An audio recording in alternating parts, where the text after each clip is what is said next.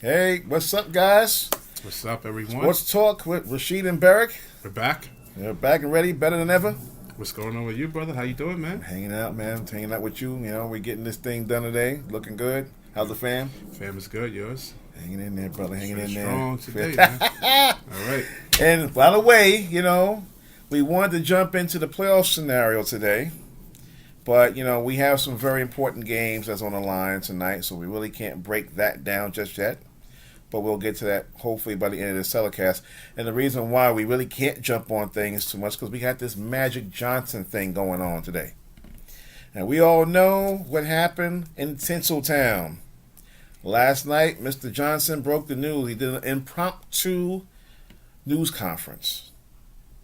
And he said that he is stepping down as president of basketball operations with the Los Angeles Lakers. And we'll get down to the points why he did it and why we think he should or should not have done it, where the Lakers are going from here, what's going to happen with Mr. Luke Walton. Is he a lame duck head coach? What involvement LeBron may have in this. So we're going to get started with this situation. So, yeah, Mr. Johnson broke down. He decided he's going to leave, brother. I mean, where's the Lakers? I took some notes last night as he was actually during his exit interview, and there was a lot of double talk from him, a lot of indirect talk, not direct talk. That's right. That's right. Saying that he had a 3-hour conversation with Jeannie Buss there, and what's your actual take on that?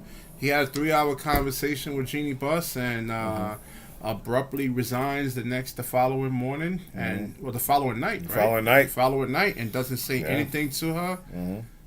He gets emotional. He's crying. We're going to touch that emotional thing. We're going to touch on that too. What do you actually think about that? Well, what I think about that is, you know, that 3-hour conversation, what we took from that 3-hour conversation for the most part is how much autonomy did Magic have? Yeah.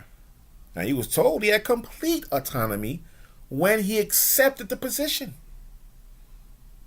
Now, as the 2 years going on, we learned that he didn't have complete autonomy of his position with the Los Angeles Lakers. Then we're also hearing whispers, or he's hearing whispers, from various individuals within the organization of the Los Angeles Lakers, not Jeannie Buss. Now, with all that being said, you know, if you're going to hire me and you're going to tell me, you'll say, Rashid, you'll say to me, Parrot, listen, I'm going to give you complete autonomy and I want you to run this thing the best way you see fit. Now, obviously, you're going to oversee everything because that's your job. You're running things. You're the owner. But what would make Jeannie kind of pull back a bit?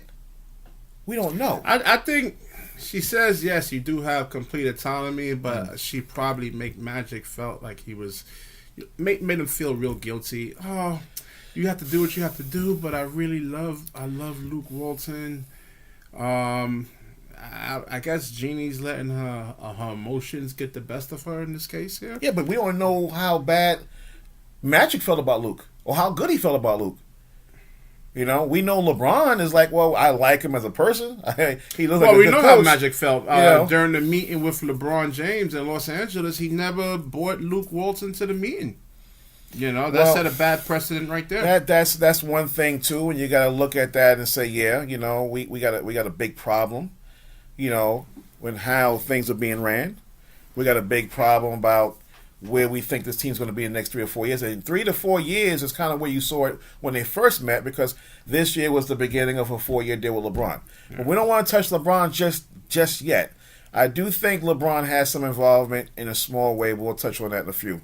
But again, at the end of the day, yes, I think, you know, the first thing is the autonomy issue from Jeannie Buss to Irvin Magic Johnson. Okay. And we clearly see that it wasn't enough.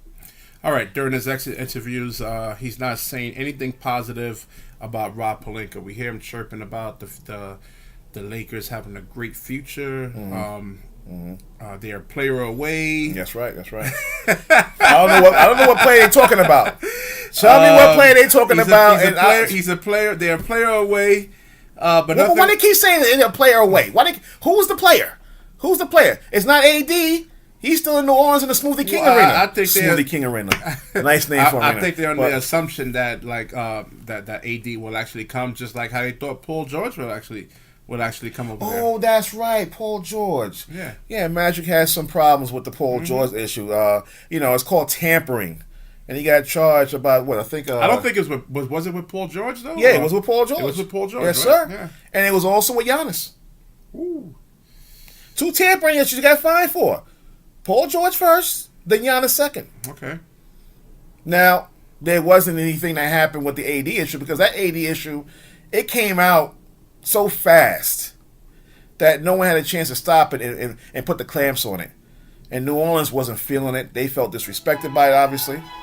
So, clearly, they had to sit down and say, you know what, we're not going to trade you to a Western Conference team, let alone the Los Angeles Lakers, because LeBron wants you over there. Because Magic says, well, LeBron, you go and do what you got to do. Because let's face it, man.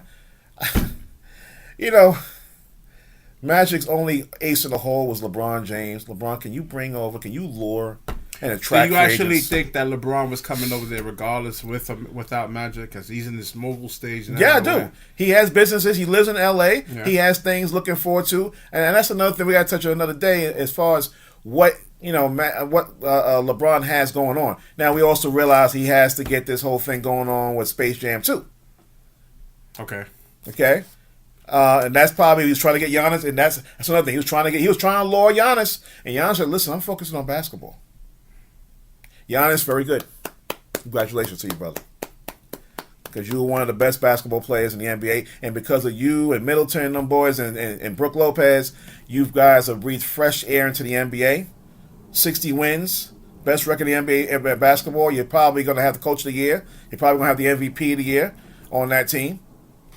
But great. The best thing you could have done, Giannis, is telling LeBron in a nice, good way, thank you, but I'm going to stay here in Milwaukee, and I'm going to focus on basketball. He felt that Hollywood was an actual distraction to he can say that. He can say that. He but said it. Yeah, he can say that, but he's still focused on basketball. I mean, when I'm going to go to L.A. for it and start looking at other things, then my game's going to slip. Yeah. And LeBron's game has slipped because of that, though. He was shooting, I think, 77, 78% from the free throw line. Mm-hmm. Now this year he's like 65, 63%, I believe, somewhere around that number. So, now, Rob Pelinka. I don't want to say something and add to that point, too. Okay. Let's remember that, the Lakers were the 4th seed right before LeBron, strained that groin muscle. Yeah. Okay, they were the 4th seed, guys. 4th seed. And people were saying, hey, these guys are going to make a nice playoff push. The man strains his groin muscle. Mm-hmm. He's out for what? 12, 18 games? I lost track of how many games he was out for. 18 games. 18 games. There you go. And all of a sudden, the Lakers are out of it. Well, Lonzo got hurt. Rondo got hurt, I think, on the exact same. Was it the same game? Yeah, something happened. And LeBron James actually called those two the masterminds of the actual team, the brains of the. I'm sorry, Rondo's the mastermind. That's what LeBron said. Rondo's still trying to figure out if he fit in Boston when the Big Three won the championship in Boston. Yeah, come on. That's what he said right there. All right, let's stay on course here. So Rob Pelinka allegedly was actually chirping behind Magic Johnson's back, saying that Magic is not engaged with the team. Like he's not there. And he's right. He's right. He was taking on other business ventures. Yeah. He was on his yacht, and I made that comment on our previous show. Mm-hmm. And you see that wasn't just wind; it wasn't hot air blowing out my mouth. Okay, but that doesn't exonerate Rob Pelinka either. So do you actually? Yeah, exactly, that's true. But do you actually think that it's a reason for Magic Johnson to actually, resign from the organization? I think because somebody's chirping behind his back, the backstab, and he's actually saying, and because Magic felt like, he brought Rob Pelinka on now, and Rob Pelinka basically he doesn't know what the hell he's doing, because Kobe Bryant calls him a brilliant basketball mind here, but let's look at all the. Kobe's been sitting around. He's been sitting around Staples Center in a nice sharp suit the last couple of games. Oh yeah, keep an eye on that. He's Rob Pelinka's boy. Keep an eye on that. Let's look just throwing it out there. Let's look at all the, yeah, exactly. And then there's word saying that it came out about an hour ago that Rob Pelinka is actually going to stay. And he's going to stay. There's no doubt about possibly that. get elevated. Possibly. Possibly get elevated. Possibly. That was a story that actually broke about an hour ago. So, what was I actually saying? Oh yeah. So Rob Pelinka. Do you think that? I think he was right about him saying Magic is never around, the culture that was set, because I don't think Rob Pelinka knows what the hell he's doing. He's this is his first time being the first time general manager. Yeah, and he probably saying, hey, we have to do this thing together over here. Right, but Rob Rob mentioned the small portion. The other portion is when you are around, when Magic is around. He's basically on top of the players. He's kind of questioning their work ethic, or he's questioning how they're practicing. You can't just step away, go for 3 or 4 weeks at a time, come back, and start pointing fingers either. Listen, I don't want to put all of this on Magic. I understand he's the president of basketball operations. But let's just keep in mind, guys, he stepped down.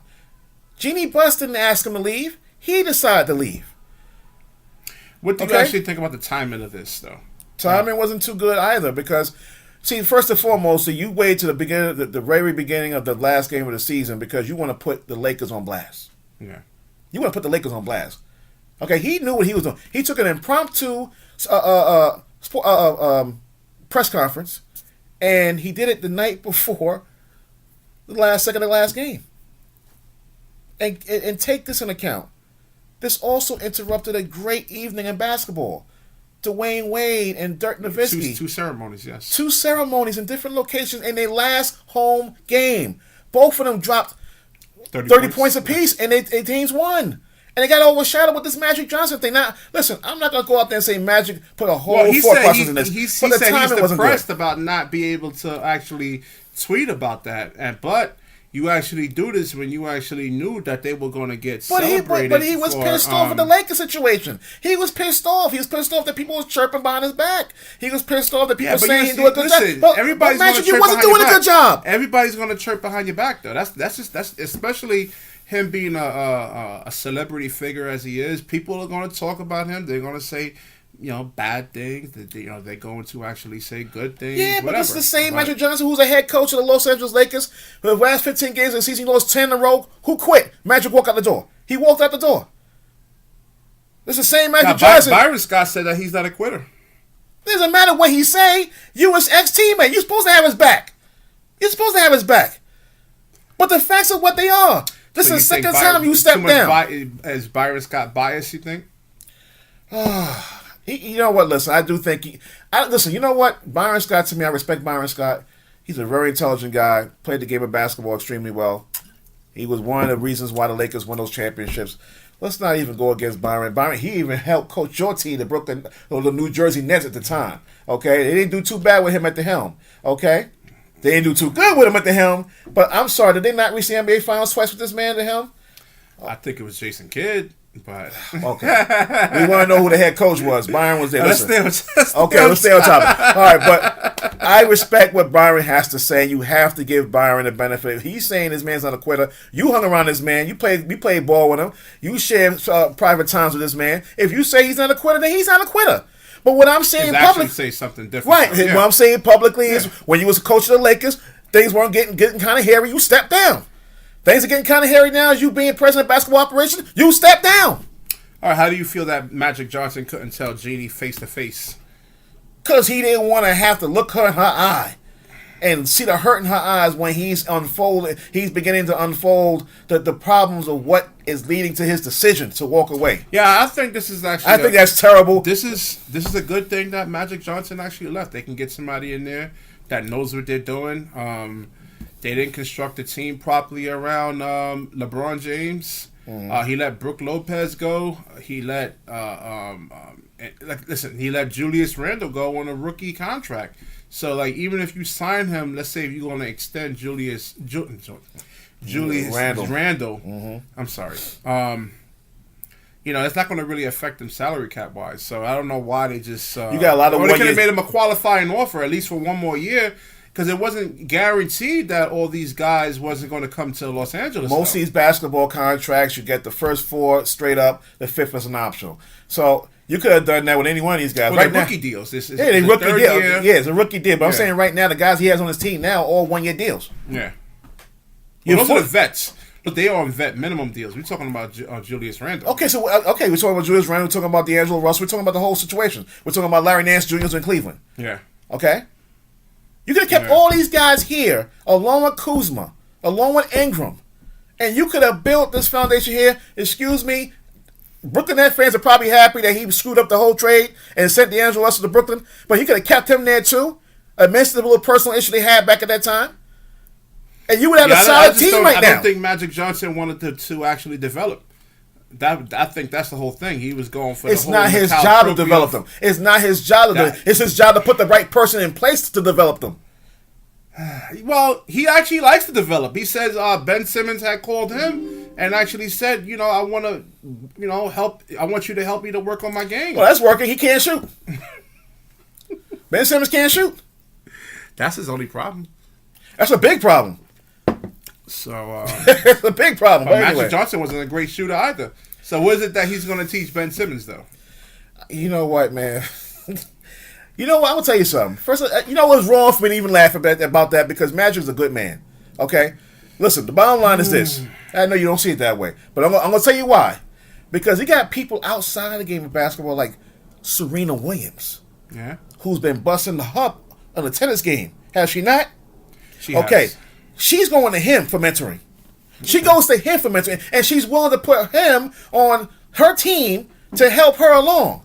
And that's not the only person that Magic does mentor. So he wants to go back to doing his businesses and do his mentoring. If that's where he feels his strength is, guess what? How many times as individual guys we go out there and say, you know what, I'm not sure I can do this job, but let me try. Maybe I can, maybe I can't. But if I can't, at least I tried, right? Yeah, so, but I don't think he really even tried though. He didn't try. He didn't know how to. And you know what? That's the whole thing. You took a job and you didn't know how to get this thing fixed. So your only ace in the hole was, let me go give LeBron James 4 years, $126 million and say, LeBron, let your experience, let your reputation lure 2 top-tier free agents to Los Angeles and save my job. When he first went to Genie Bus, he says, listen, I can actually save the Lakers. Let me take over basketball operations. But what was his plan? He sounds like a politician. Oh, we're going to make change. And what's he supposed to say? What's he supposed to say? Your plan of action? You had no plan. Yeah. Listen, my man was ready to take that contract, sign it, go celebrate with everybody, get drunk, and say, yeah, guess what? I am now president of basketball operations for the Los Angeles Lakers. I have no plan right now. Let me go get my team together and we can figure out what's going to go happen. What we got? Well, we got this player here. I don't like this guy. Let's trade him.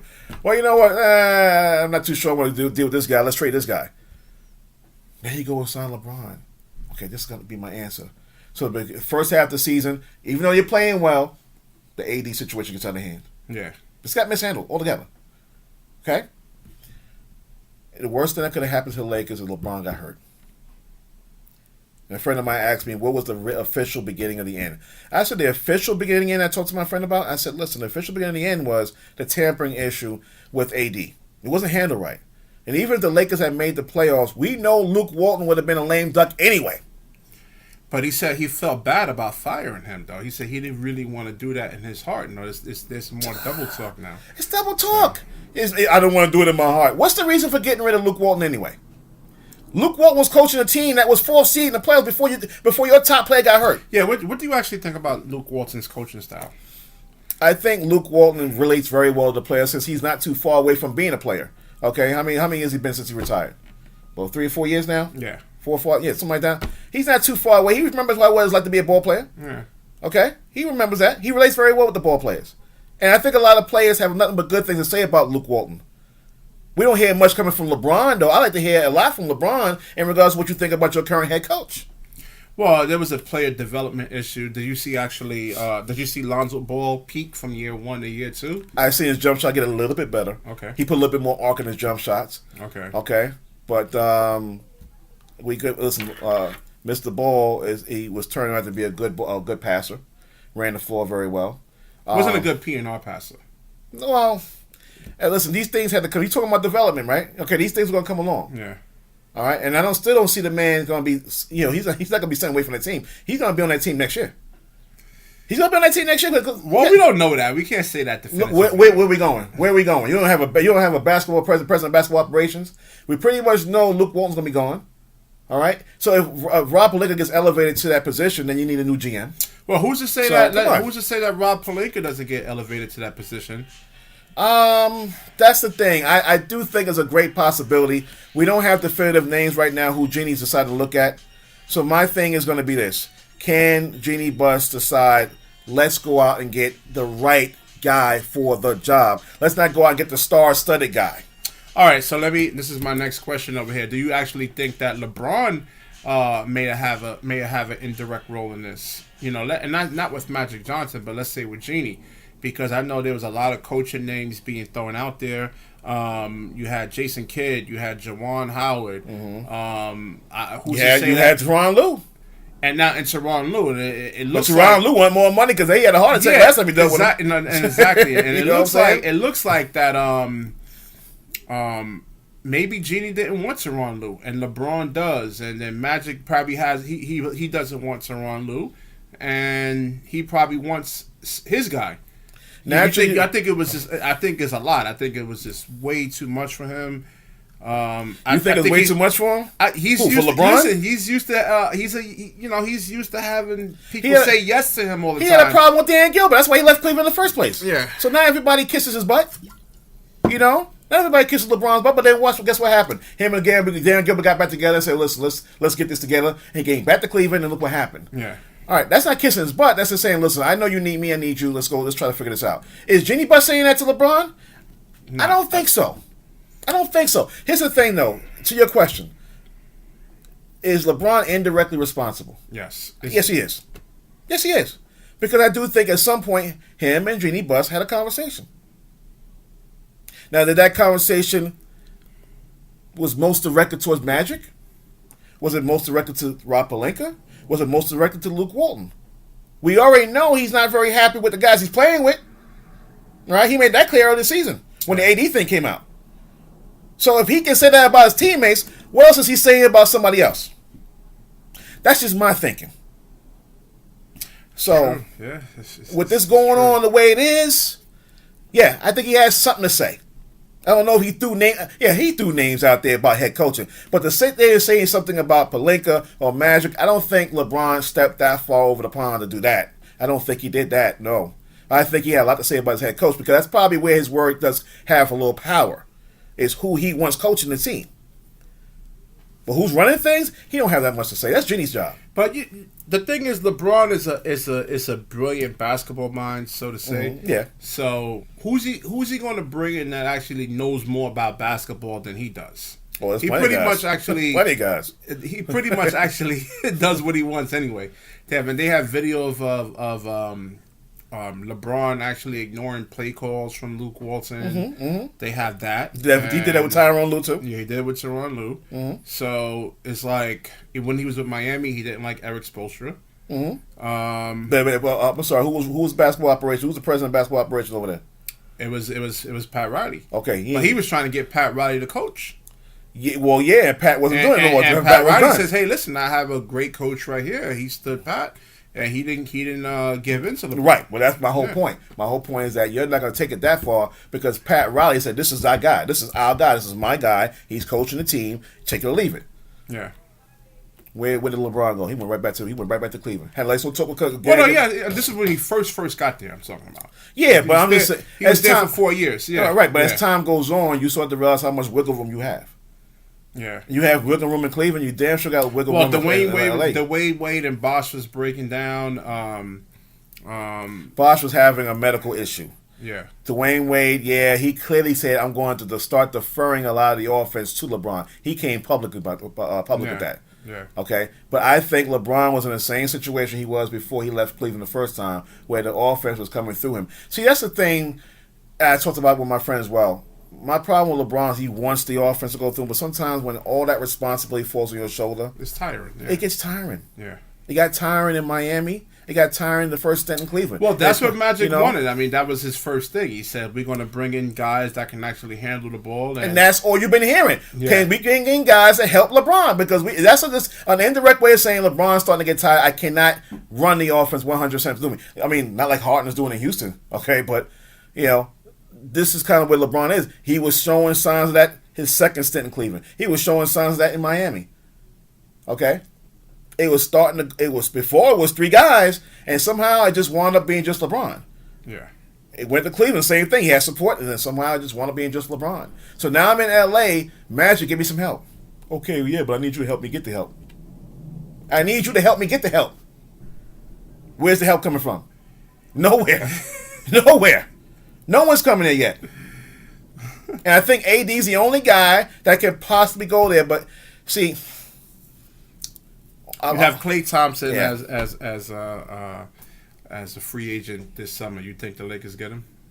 I think they make a push for him. Do they get him? No. Kawhi? No.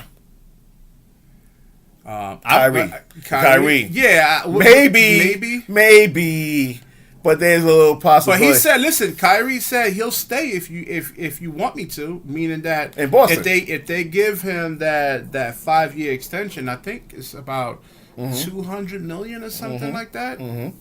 Well, where else would you gonna get that money? Of course you stay here. Yeah. I mean, that's the way those are the way the rules are actually set up right there. They incentivize players to actually stay with their teams by guaranteeing them that 5th year. So, well, listen. I mean, we already realized what Kyrie's issue was, with LeBron or the situation in Cleveland. We're not going to touch on that right now. But Kyrie probably has thrown a little dart in there, saying, "Yeah, I wouldn't mind rejoining him, but it's got to be under different circumstances, financially as well as the running of the team." Cool. You got Kemba Walker out there. He has an option out for next season. Okay. Remember, Kemba leaves. All right. We don't know. Kemba dropped 60 points twice this year. He's a scorer. Do you see anybody wanting to go over there and actually deal with that nonsense over there? Somebody does. Because Kemba, I think somebody does. Is Kemba on a team option? How much for next season? Yes, he's on a team option, right? Yeah. He's not going to be an unrestricted free agent when the season concludes. He's on an option with the Charlotte Hornets. But he does have enough wiggle room to look and see what else is out there. Okay. Remember, so it's an option. He can actually opt out this year. Right, it's an option. He can opt to stay. He can opt to leave. Okay. I just think the Lakers being in a situation where they do have available money, but it's not that much. I think it's about another max contract they could probably bring in. It's got to be LeBron that guy. It's got to be LeBron that guy, Kuzma, Ingram. But they need some 3-and-D guys. You have Danny Green next year. Would he actually want to come over, Danny Green? Because I think he fits with LeBron. I think Danny Green would fit well in there. I think what's funny you bring it up because I think that's what's going to come down. It's going to come down to second-tier players that's going to wind up going to L.A. Yeah. One or two second-tier players. I don't think they even get those kind of guys. You got to get somebody. If Kyle Korver doesn't retire, I think you can probably get him. Rasheed, this is big business, brother. In the back papers of the L.A. Times, somebody's got to get over there.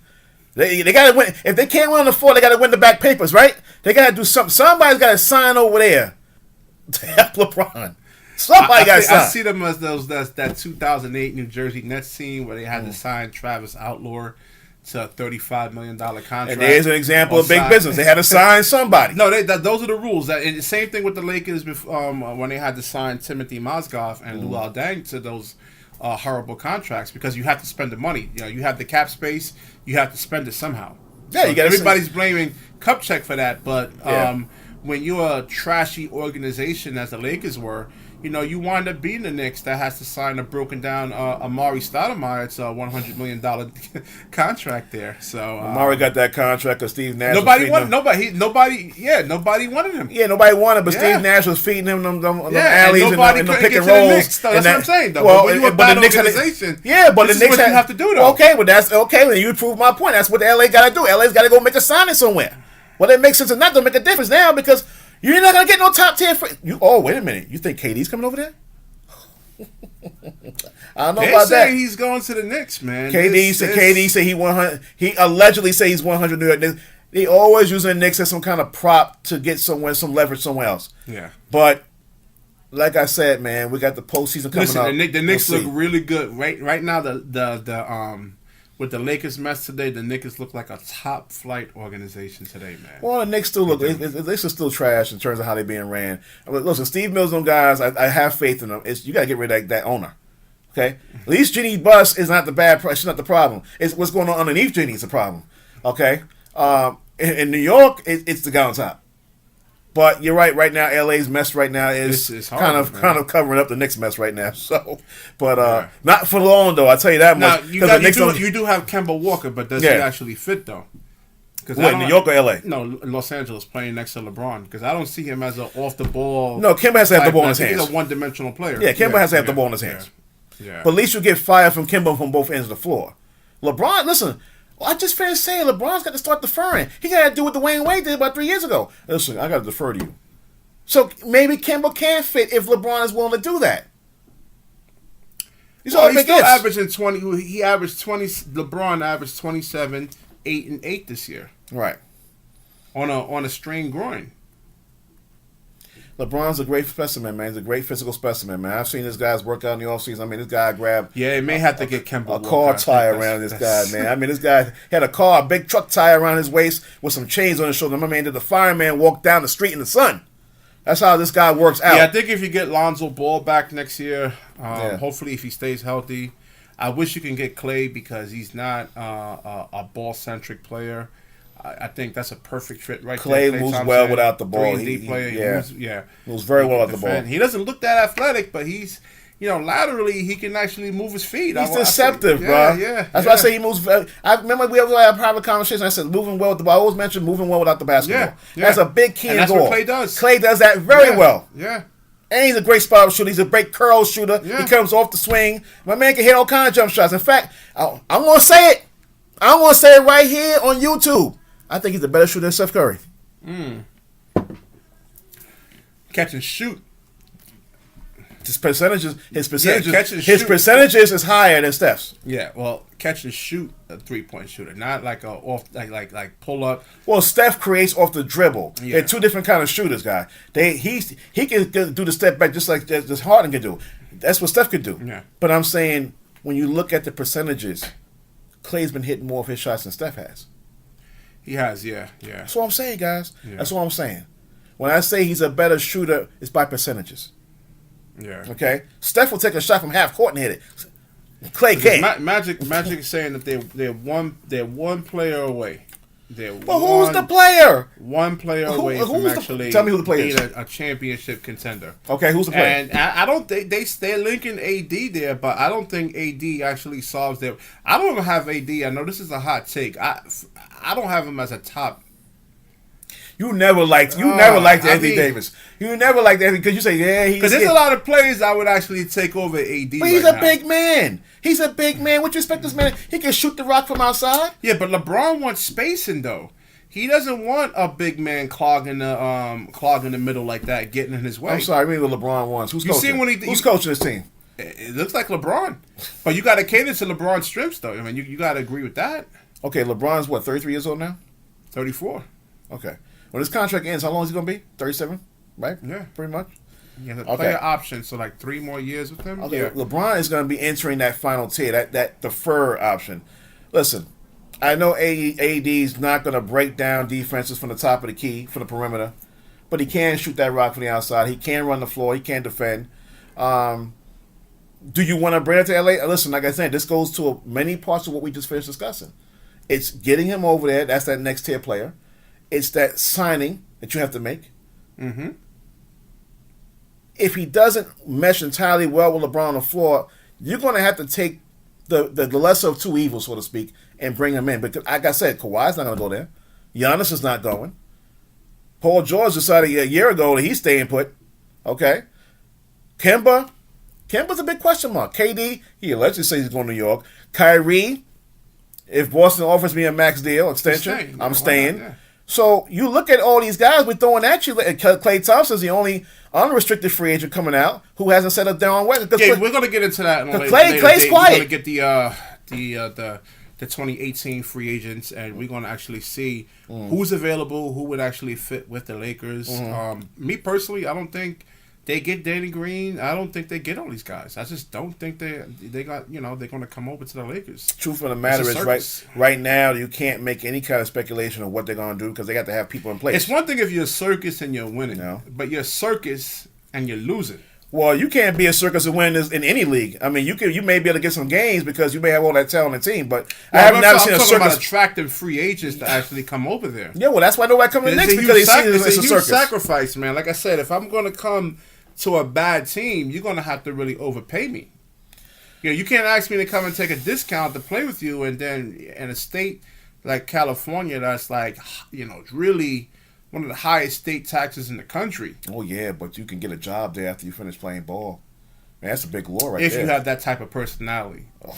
It all depends. LeBron has that personality. Not everybody's built for, like, actually just, doing, in the studio. I think Anthony Davis got commercials. I think Anthony Davis will fit very well into the LA scene. No, the LA scene or with LeBron, though? Well, I just don't think he fits with LeBron. You have to look beyond LeBron because LeBron's going to be leaving before you leave. So how do you fit with LA when he's gone? This game is chess, not checkers, my brother. I'm telling you something right now. Whoever comes in there with LeBron has to understand LeBron's got 3 more years left with that team. And he's got a whole lot of things waiting for him. Sure. And I know people are going to want to jump on, okay, well, LeBron's got to do this, and he can do this and do that at the same time. Listen, let me tell you something. Giannis told LeBron, I'm focusing completely on basketball. I'm not doing Space Jam 2. I'm using it as a point. Point is very simple. Basketball should be your first prime option right now. The Lakers are paying you a lot of money to do so. You got a nice business team on the outside that can handle your affairs while you're playing? Do it. Show the free agents out there that I'm 100% committed to getting to LA another title. And I need you here by my side. Now, what do you think about all of LeBron's side projects, the shop, the pizza chain, the Space Jam 2? Do you actually think that that's going to scare off a lot of, free agents coming in? I don't think it scares off free agents. I think what it does, in a sense, is that it brings in... Because you said committed, though. Yeah, it doesn't look these kids. Saying it and doing it is two actual. Yeah, he has to be committed to basketball. That's what I'm gonna make sure I say it again. He has to be committed to basketball. And I also said, and I'll say it again as well. You have a business team out there. I know you do, LeBron. Let them handle things while you're getting the basketball concept done. You have to let those free agents know that. That's my level of commitment. You already got these business ventures on the way. You can't turn your back now. But I don't know any major businessman out there now that don't have an assistant here, I think he's taking on too many, man. But he has he's people help him out. $500 million. So what are you actually trying to prove now? I mean, it's not like you need the money or anything You're not trying to prove that to nobody. This is who he is. The man's about making money. He's about doing things that he wants to do. You have a bucket list in life, my brother. You want to get that bucket list underway. LeBron is doing his business bucket list in a sense. But you got all this because of two things: your ability to play basketball and your charisma from it. These are 2 meal tickets that got LeBron where he is right now. Okay. Believe that. And these are the same 2 things that he's going to have continue on with this Laker operation for the next 3 years. But you have to show the free agents out there that it's basketball number 1. They all know you got other things going on. They saying it and doing it is 2 different things, man. I honestly think he came over there for the project stuff. Well, he has everything. Listen, like I say, he's playing a game of chess, brother. He knows what he's going to have to do when he's done playing basketball. Okay, He knows what he has to do. He knows it. Listen, I'm gonna switch gears for half a second. All right. Those who know the New York Giants, sorry, Michael Thomas. So those are guys who know the New York Giants know Michael Strahan. Michael Strahan played his last official game in the Super Bowl. I'm not going to say who they beat out of respect for a friend of mine, but it was his last game. Right before that game, Michael had things lined up. No one knew about it. I think he wound up all these commercials and he wound up on TV, and because he had a movie too. Okay, he did a couple of movies. Michael had things lined up. He knew that, but he kept it kind of down low. My point to that story is this: a lot of these players who have great charisma, who are great at what they do, people on the outside are going to come to you and say, "Listen, when you're done, we got a nice career for you when you're done." How many times you've heard that? We got something for you when you're done. So So is it LeBron's fault that he's got good charisma and he can do things well? We got something for you when you're done. Yeah, but come on. Does I think he's trying to be too much Samuel L. Jackson. Be Leonardo DiCaprio. Do a great movie, a great project every once in a while. Leonardo DiCaprio doesn't take every script that actually comes into him. I don't know if LeBron is taking everything that comes to him. I think it is. It looks that way. The stuff is average, man. It's not like he's not having the best writers coming to him. It's average writers, and I just think. But he has to learn, though, Rashid. He has to, everything that he's doing, he has to learn. Well, Kobe didn't do a lot of his stuff until after he retired. Now, yeah, but how do you know Kobe wasn't being apropached, brother? How do you know Kobe didn't have private ventures? The only thing I seen Kobe do while he was with Los Angeles, he was featured in a song with Brian McKnight. Mm-hmm. I forgot the name of the song. I think it was "Hold Me." It was just that we did a little rap verse on that, and that was the last thing I ever heard from seeing Kobe on a side project. I'm sorry, yeah, but didn't Kyrie Irving just do a movie called what was it, Uncle Drew? Okay. That was something they approached him about. He said, let's do the movie. Yeah. He did a feature movie that went to theaters. And yeah, he's still playing ball. He's still coming through at 100.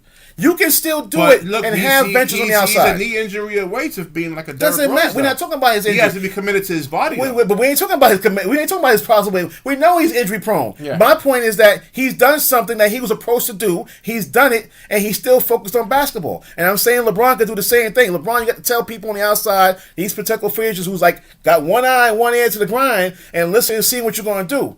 Like you said, though, he has to show it, but you have to show these guys coming in that have a first commitment to the game of ball, the game of basketball, the Los Angeles Lakers. Can you come over here and help me out? Yep. That's all. Whatever you got going on the outside, it's your business, homeboy. That's you. I'm not trying to stunt you and put salt in the game. Whatever you want to do you on the outside. But make sure you focus on this first. Okay. All right. We're going to wrap up that Lakers segment. Let's get into D. Wade and Dirk and Wade. Oh, yeah, man. We're about to wrap this video up here. Ah, man. Those guys we're already going on 41 minutes right now. Yeah, we're doing pretty good at the time, huh? You get caught in something, man, you just lose track. But listen, real quickly on on D. Wade and Dirk Nowitzki. I want to say first and foremost about them being pioneers of the game of basketball. Yeah, absolutely. You never heard anything bad going on with these individuals off the court. These guys did nothing more but stay on the court and show what leadership is all about.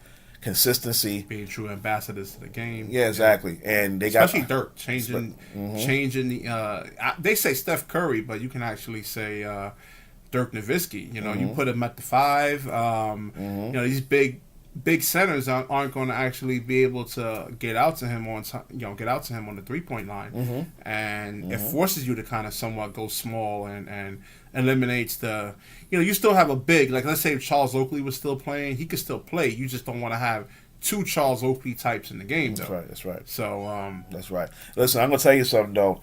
I remember when you talk about Dirk Nowitzki. I remember when he first came in with the Dallas Mavericks, and Steve Nash was the point guard. And that's when Steve Nash was like, he was getting it done over there, and we was like, who is this Dirk Nowitzki? He just came out of nowhere. Yeah. And all of a sudden, this big 7-footer was hitting jump shots left and right, and then it became Steve Nash and Dirk in Dallas. It was a 1-2 punch. They had Michael Finley. Remember Michael Finley? Oh yeah, I remember. Yeah, Michael Finley was. He had the 3-headed monster in Dallas. I said, yo. This Dirk Nowitzki is no joke. He can hit the jump shot. He's a matchup problem because of his height and his length, and he can shoot the rock from anywhere on the floor. He's deceptive. And then you had Steve Nash, who basically can get anywhere on the floor he wanted to, and Michael Finley just finishing up. That's what I remember the most about Dirk, his emergence. He came out of nowhere. He had to earn his respect in the game of basketball. And now and he beat LeBron James. And he beat LeBron James. And Dwayne Wade.